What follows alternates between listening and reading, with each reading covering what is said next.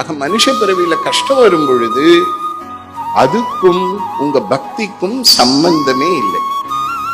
அந்த கஷ்டம் பூர்வத்தில் செய்த கர்ம பலனால் வரக்கூடியது. அந்த கஷ்டம் வரும் பொழுது என்ன பிரார்த்தனை பண்ணணும்? அம்மாவே, இந்த கஷ்டத்தை தாங்குற சக்தியை எனக்கு கொடுன்னு பிரார்த்தனை பண்ணணும். இந்த கஷ்டத்தை சீக்கிரமா முடிச்சு வைன்னு பிரார்த்தனை பண்ணணும். கஷ்டம் வரும் பொழுது தான் தெய்வத்தினுடைய பிடியில இருக்கணும், தெய்வத்தினுடைய அரவணைப்பில் இருக்கணும். கஷ்டம் வராதப்ப தேவையில்லை.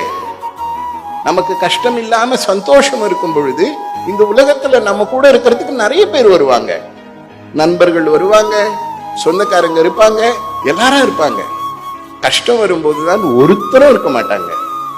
அப்பதான் சொந்தத்தை விட, பந்தத்தை விட, நட்பை விட பெரிய பலம் அம்பாள் என்ற சக்தி கூட துணை இருந்தா அது ஒரு